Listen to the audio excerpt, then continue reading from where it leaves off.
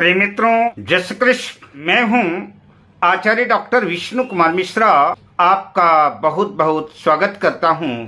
आज मैं दाता राजमंत्री योग की ज्योतिषी दृष्टिकोण से चर्चा आपसे मैं करूंगा, पर मैं विषय क्रम में आगे बढ़ूं उससे पहले आपसे आग्रह, अगर आपने अभी तक हमारे इस चैनल को सब्सक्राइब नहीं किया है तो प्लीज चैनल को सब्सक्राइब करें, साथ ही नोटिफिकेशन बेल को भी प्रेस कर लें।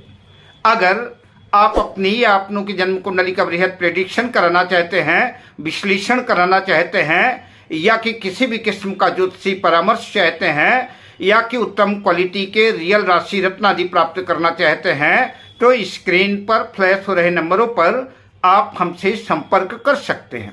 आइए विषय क्रम पर सीधा प्रवेश करते हैं।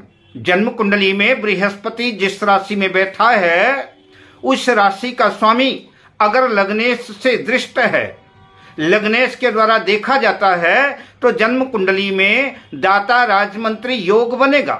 मैं इस दाता राजमंत्री योग की क्या फलश्रुति होगी, क्या फल होगा इसकी मैं विवेचना, इसकी चर्चा मैं बाद में करूंगा, पर आइए उससे पहले एक उदाहरण कुंडली के द्वारा इसको समझ लेते हैं। आपके सामने जो प्रस्तुत कुंडली है, एक कल्पित वृषभ लग्न की जन्म कुंडली है। वृषभ लग्न की इस जन्म कुंडली में देवगुरु बृहस्पति जन्म कुंडली के तृतीय भाव में, जन्म कुंडली के पराक्रम भाव में, कर्क राशि में उच्च के होकर के, बलवान होकर के बैठे हैं। इस योग की एक शर्त यह भी है, जो मैं आपको बताना भूल गया, कि जन्म कुंडली में देवगुरु बृहस्पति बलवान होने चाहिए।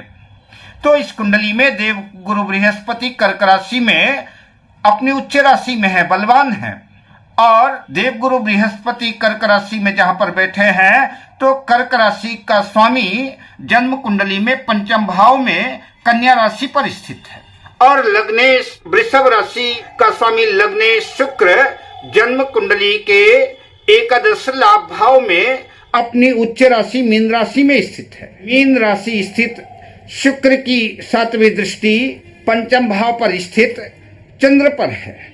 अतः इस कुंडली में दाता राजमंत्री योग घटित होता है। आइए मैं इसके फलश्रुति की चर्चा कर लेते हैं कि इसकी फलश्रुति क्या होगी। तो देवगुरु बृहस्पति ज्ञान के कारक है, बुद्धि के कारक हैं, विवेक के कारक हैं। तो ऐसा जातक निसंदेह उच्च शिक्षित होगा, धार्मिक होगा, IAS, IPS या किसी भी क्षेत्र में उच्चाधिकारी हो सकता है, एक कुशल अधिवक्ता हो सकता है, परामर्शदाता हो सकता है।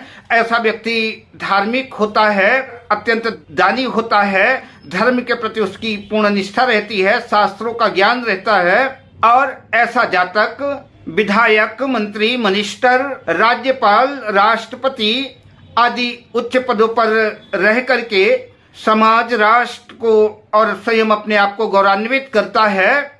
यह ज्योतिष का अत्यंत महत्वपूर्ण सूत्र है।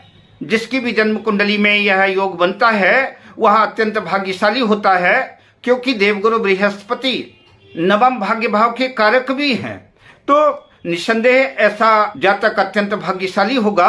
हर क्षेत्र में ऐसे जातक को सफलता मिलेगी, और ऐसा जातक शून्य से शिखर तक की यात्रा तय करता है। अब मैं आपसे लेता हूं विदा, शुभकामनाओं के साथ। जय श्री कृष्ण।